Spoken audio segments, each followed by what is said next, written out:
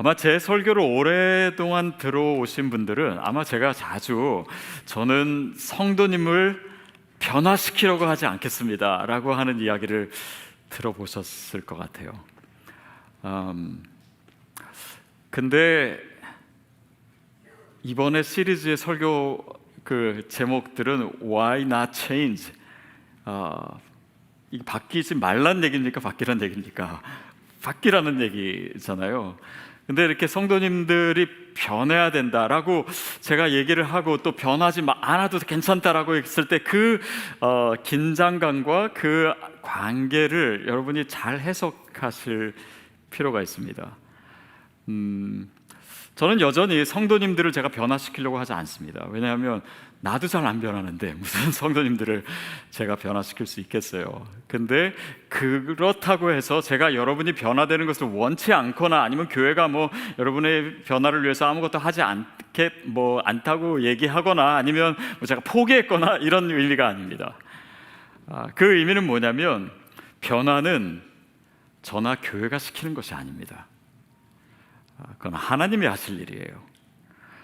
하나님이 하실 일들을 제가 막 책임감을 가지고 그 결과에 대해서 제가 마음 어려워하든 아니면 기뻐하든 그것에 의미가 있는 것이 아니라 하나님의 일은 하나님이 하십니다.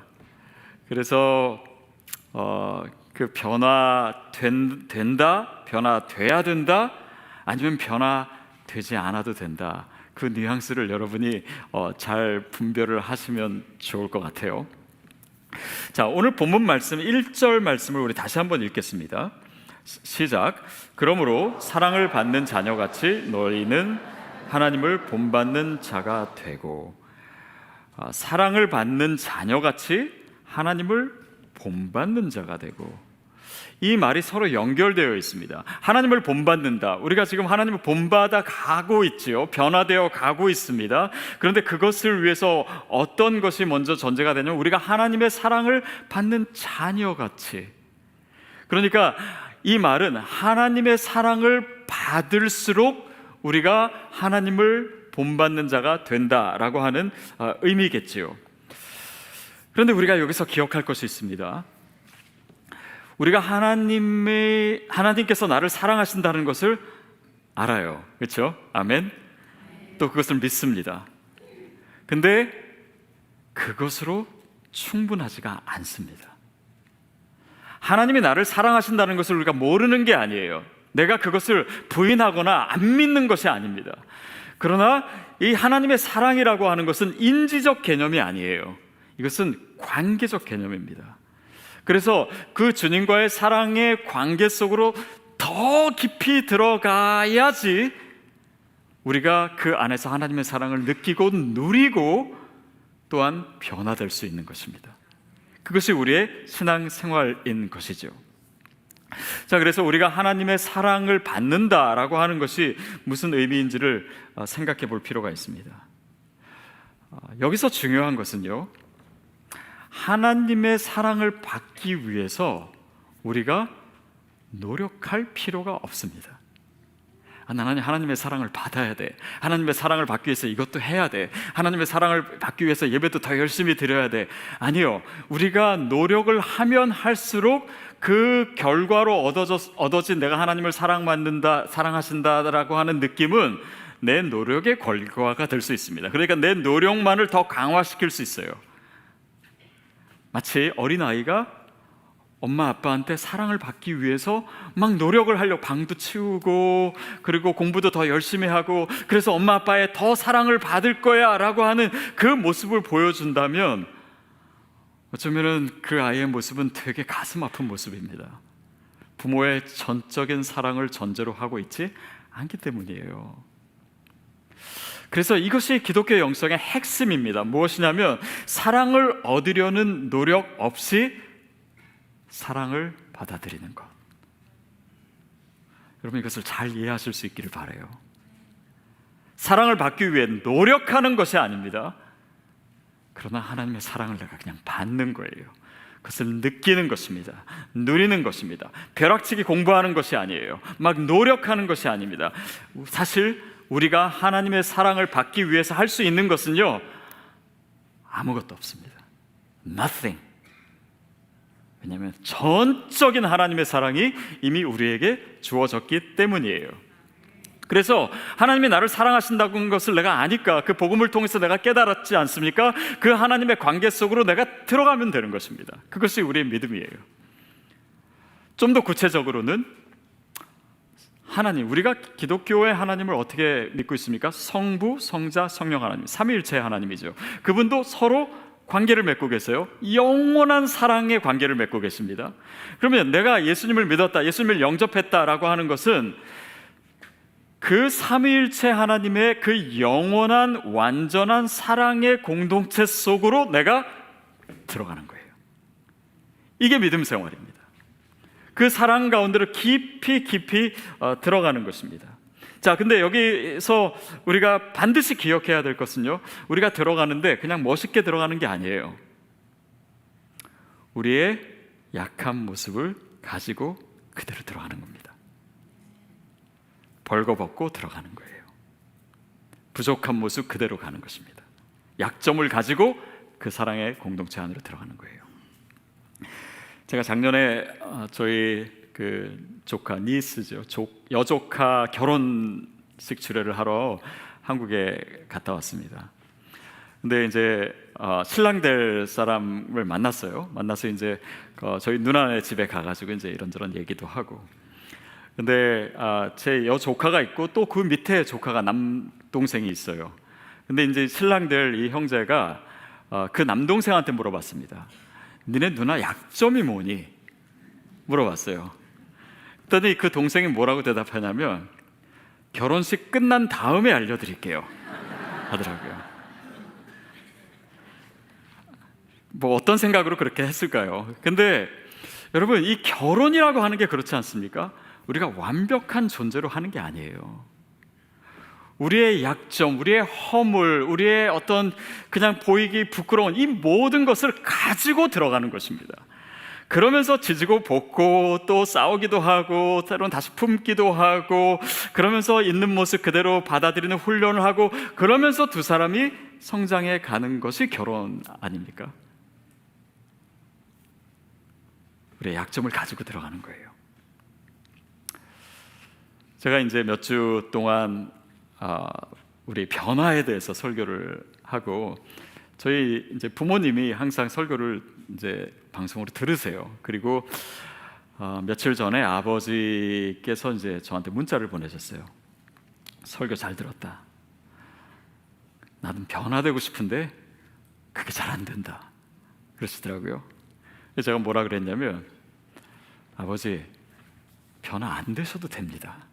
그랬어요. 지금 뭐 80대 중반이시기도 하거니와 뭐 남은 여생 그냥 행복하게 사시는 게 더 낫지 않을까 그런 마음도 있었고, 그러나 제가 더 중요하게 생각하는 것은 뭐냐면 변하지 않는 그 모습, 그 마음, 그것도 하나님이 사랑하신다. 이것을 우리의 아버지가 아셨으면 좋겠어요. 여러분도 마찬가지입니다. 우리가 변하지 않으려고 했습니까? 아니요, 그런 마음이 있어요. 이게 전부가 아니라고 하는 마음을 압니다. 그리고 노력도 해요. 그러나 그 노력으로 되는 것만도 아니에요. 그것은 내 약점 그대로, 내 허물 그대로, 나의 망가진 모습 그대로, 나의 부족한, 나의 수치스러움 그대로 그냥 하나님의 사랑 가운데로 들어가는 것입니다. 그것을, 그 자체를, 나의 약점마저도 하나님이 나를 사랑하신다라고 하는 것 안에서 내가 그 시간 가운데 하나님의 사랑을 느끼는 거예요. 경험하는 것입니다. 나의 약점까지 품으시는 그 하나님이죠. 얼마 전에 제가 어느 분으로부터 스파 이용권 그 기프트 카드를 하나 받았어요. 예전에는 몇 번 갔었는데 최근 몇 년 동안 가본 적도 없고, 예전에는 제가 올바인 있었으니까 거기는 아는 사람이 많아가지고 일부러 플러튼까지 와가지고 사우나 가고 그랬는데, 지금은 이 동네에 사람이 많아져가지고 아는 분이 많아져서 어디를 가야 될지 잘 모르겠어요. 혹시 여러분 제가 사우나에서 만나면 너무 놀라지 않게 되길 바랍니다. 근데 그 사우나를 생각하면서요, 우리가 하나님의 사랑 가운데 들어가는 것이 어쩌면 비슷한 그 이미지다라는 생각을 했습니다. 그 사랑의 열기 안으로 들어가는 거예요. 그런데 들어가서 내 아픈 부분, 내 부족한 부분, 여러분 사우나를 갈 때는요, 물론 뭐 요즘은 다 찜질방 옷 입고 들어가지만요, 이 하나님의 사랑 가운데로 들어갈 때는 옷을 벗고 들어가는 것입니다. 허물 그대로 들어가는 거예요. 나의 약점을 다 가지고 나의 이 무너져가는 그 모습까지 다 가져가서 그 열기를 쬐는 거예요. 사랑을 받는 것입니다. 이 부분까지도 하나님이 사랑하신다는 것을 내가 느끼는 거예요. 언제까지 그 열기를 쬐야 되냐면 그거에 대한 모든 수치심이 없어질 때까지. 그래도 나를 사랑하시는구나, 이 부분도 하나님이 사랑하시는구나, 변하지 않는 이 모습도 하나님께는 귀엽게 여기는 거구나, 하나님이 사랑하시는구나, 그 사랑 가운데 계속해서 거하는 것. 그래서 우리의 상처된 곳에, 상처난 곳에 그 하나님의 사랑이 스며들 수 있도록, 우리의 무너진 곳에 하나님의 사랑이 스며들 수 있도록 그 사랑의 임재 가운데로 들어가는 것이 믿음입니다. 그런데 왜 우리는 하나님의 사랑을 느끼지 못할까요? 왜 하나님이 나를 사랑하시는지 내가 그것을 누리지 못할까요? 그것은 지금 말씀드린 대로 우리가 연약한 부분, 추한 부분, 부족한 부분, 이 모습, 이런 모든 부분들이 하나님의 사랑의 목록 가운데 있다라는 것을 내가 생각하지 않기 때문입니다. 이럼에도 불구하고 나를 사랑하시는 그 사랑을 내가 누리는 것이 우리의 영적인 여정이에요. 마치 우리가 건강검진 받을 때 몸에 아주 건강하고 좋은 부분만 검사받는 건 아니잖아요. 오히려 약한 부분을 더 자세하게 검사받잖아요. 예수님이 스스로에 대해서 뭐라고 하셨습니까? 나는 건강한 사람을 위해서 온 것이 아니다.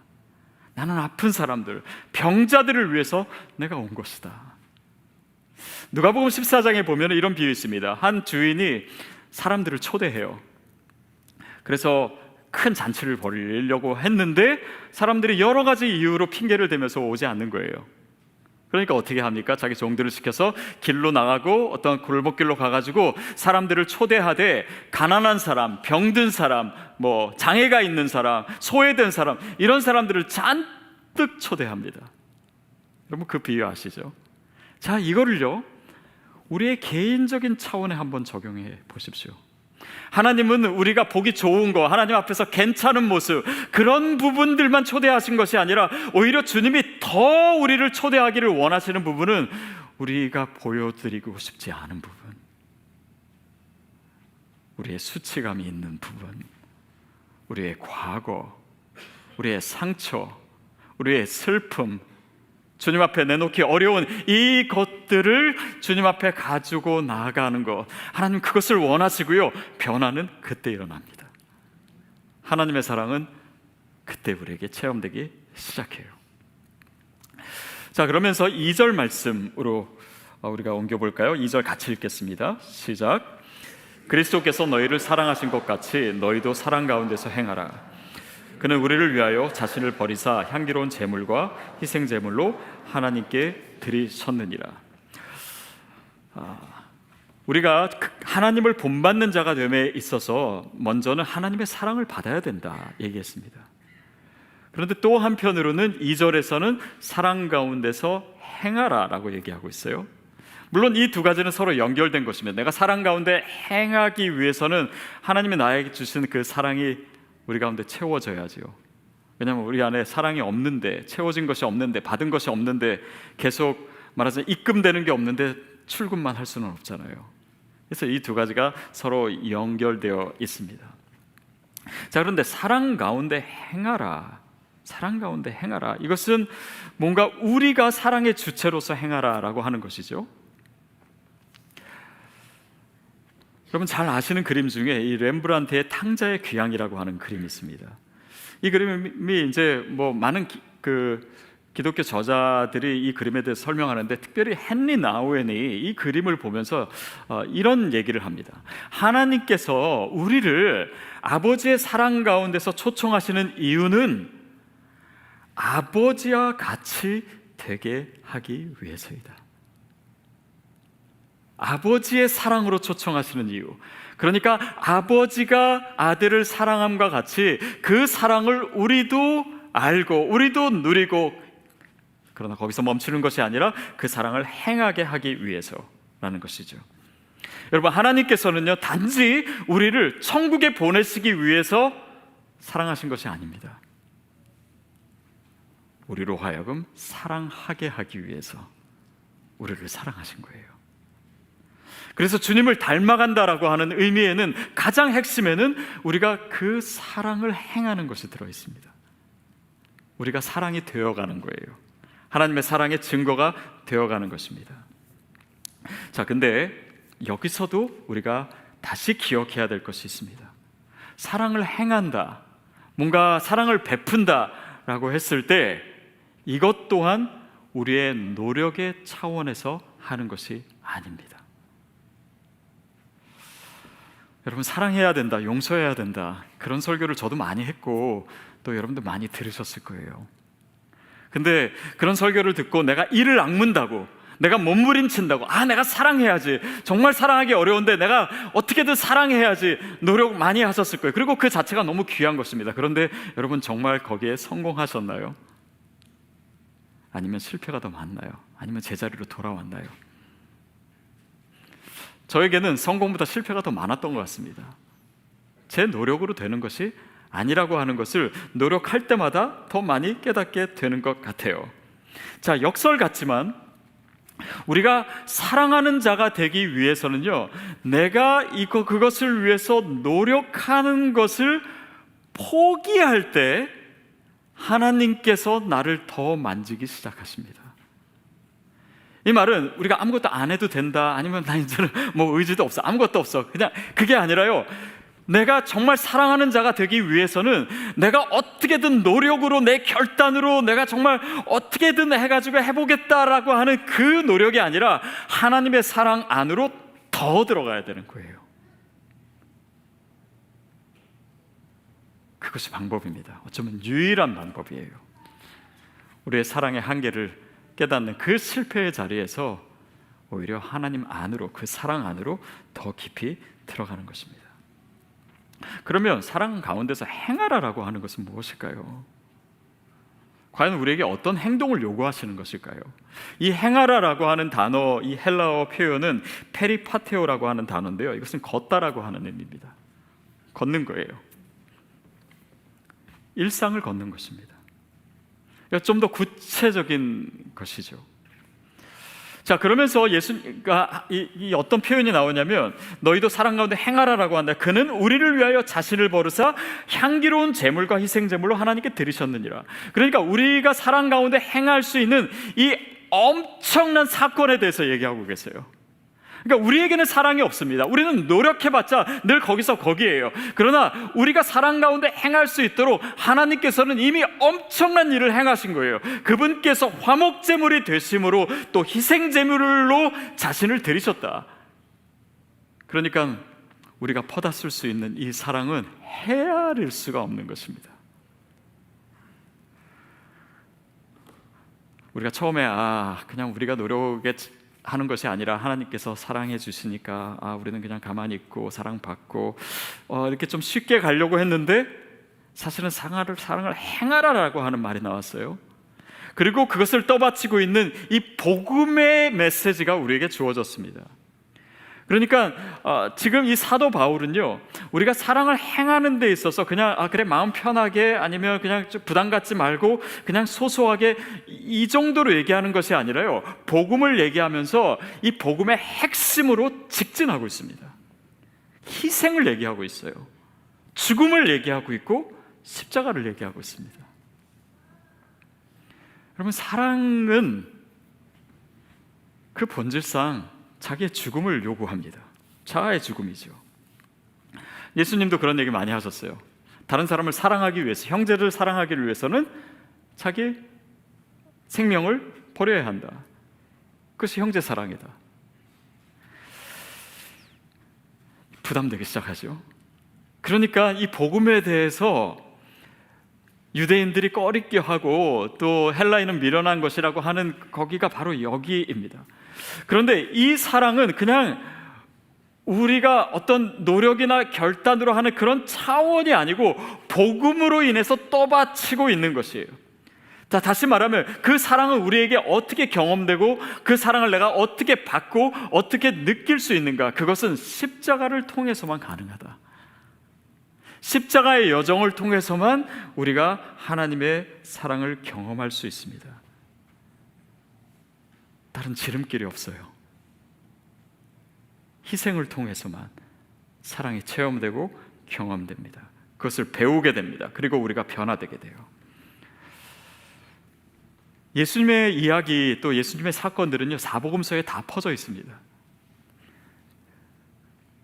그런데 어떤 사건은 어느 복음서에 나오고 어디서 안 나와요. 심지어는요, 예수님의 탄생 사건도 나오는 복음서가 있고 안 나오는 복음서가 있고, 예수님의 부활도 나오는 복음서가 있고 안 나오는 복음서가 있어요. 근데 예수님의 말씀 중에 누구든지 나를 따르려거든, 따른다, 아콜로세오라고 하는 이 단어는요, 닮는다라고 하는 의미도 있습니다. 누구든지 나를 닮으려거든 자기 십자가를 지고 따라야 할 것이다. 이 말씀은요, 사복음서에 다 나옵니다. 이런 구절이 많지 않아요. 이 말은 무엇입니까? 예수님의 삶을 통해서, 그의 가르침을 통해서 우리가 십자가의 길로 가야 된다는 것이 핵심적이라는 의미겠죠. 피할 수 없는 것입니다. 우리가 하나님의 사랑을 어떻게 받을 수 있을까요? 또 하나님의 사랑 가운데 어떻게 들어갈 수 있을까요? 아니면 달리 질문해서 왜 우리가 하나님의 사랑을 느끼지 못할까요? 그것은 우리가 희생해 보지 않았기 때문입니다. 기독교가 변질되었기 때문에요. 무엇을 얻는 것으로만 생각했기 때문입니다. 하나님은 그 사랑을 받고 우리가 느끼고 누리는 길로 우리에게 십자가의 길을 제시하세요. 사랑하는 데 있어서는 그런 고통이 따른다. 다른 길은 없다. 이것이 본질이다. 이것이 복음의 핵심이다. 정말 주님을 사랑하고 싶습니까?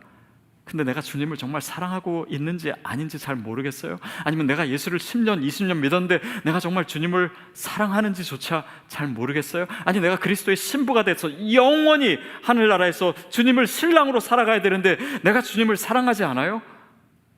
그 이유는 한 가지입니다. 내가 주님을 위해서 희생해 보지 않았기 때문입니다. 신앙을 그렇게 배우지 않았기 때문이에요. 누군가를 사랑한다는 것, 우리의 자녀를 사랑한다는 것, 그것이 젊은 엄마들한테 그것이 배우지 않았는데 느껴지는 것은 이 아이를 위해서 희생하는 그 경험을 통해서입니다. 그래서 예수 그리스도를 본받는다, 내가 변화된다, 하나님을 본받는다라고 했을 때 그 사랑을 받으십시오. 그리고 그 사랑을 누리십시오. 그러나 그 사랑이 나로 하여금 또한 하나님의 사랑을 나타내는, 누군가를 위해서 희생하는 삶으로 나타나게 된다는 것을 반드시 기억하셔야 됩니다. 그것이 신앙의 정도예요. 단지 낭만적이지 않습니다. 예수를 믿는다라고 하는 것은 돌아서는 것입니다. 회개라고 하는 단어는 슈브라고 하는 단어예요. 돌아서는 것입니다. 근데 우리는 돌아선다, 슈브한다라고 했을 때 어디로부터 돌아섰는가? 내가 무슨 죄를 벌였는가? 내가 예전의 삶에서 어떻게 뭔가 이런 것들을 다 떠나보냈는가? 물론 이것도 중요합니다. 그러나 그것보다 더 중요한 것은 회개에 있어서, 회심에 있어서, 예수를 믿는 데 있어서 더 중요한 것은 from이 아니라 to입니다. 내가 누구에게로 돌아서는가? 내가 예수님에게로 돌아서는가? 그 하나님의 사랑으로 들어가는가? 이게 중요해요.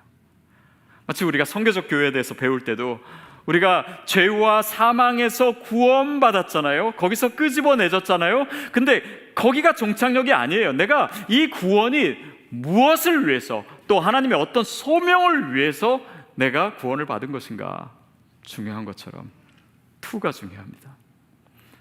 그러니 내가 신앙생활을 하는데 내가 지금 버리지 못한 이 습관이나 이 죄나, 아니에요. 그것보다도 더 중요한 것은 예수님께로 더 가는 것입니다. 그 사랑 가운데로 들어가는 것이에요. 그것이 본질적인 변화입니다. 그냥 단지 습관 몇 개 고치고 행동 몇 개 고치는 얄팍한 변화가 아니기 때문에 내가 할 수 없는 것입니다. 하나님이 하시는 거예요. 하나님만이 하실 수 있는 것입니다. 그리고 그 하나님의 사랑 가운데로 깊이 들어가면 거기에 내 인생의 실체가 있어요. 거기에서 하나님은 두 팔 벌리고 나를 오래오래 기다리셨고 그리고 나를 안아주십니다. 여러분, 하나님의 사랑 가운데 들어가는 방법은 다양합니다. 어떤 분은 성경을 읽어가면서 그 사랑을 느끼고 그 사랑 가운데 들어가요. 어떤 분은 기도를 통해서, 어떤 분은 MC를 통해서, 공동체를 통해서, 어떤 분은 누군가를 섬기는 걸 통해서, 예배를 통해서 다양할 수 있습니다. 저에게 있어서는 하나님의 사랑을 가장 많이 제가 느끼고 들어가는 것이 기도의 시간이에요. 그 기도의 시간으로 들어가는 거예요. 하나님의 사랑이 가득 차 있는 그 기도의 시간으로 들어가면서 저의 연약함도 가지고 들어가는 것입니다. 저의 부끄러움도 거기에 가지고 들어가요. 내 자신의 모든 모습을 가지고 들어가고, 제 아내도 데리고 들어갑니다. 저희 아이들도 데리고 들어가요. 그 사랑의 임재 속으로. 그리고 우리 성도님들도 제가 여러분을 모시고 그 기도의 자리로 가요. 저의 잘된 설교도 들고 들어가지만 죽순 설교도 가지고 들어갑니다.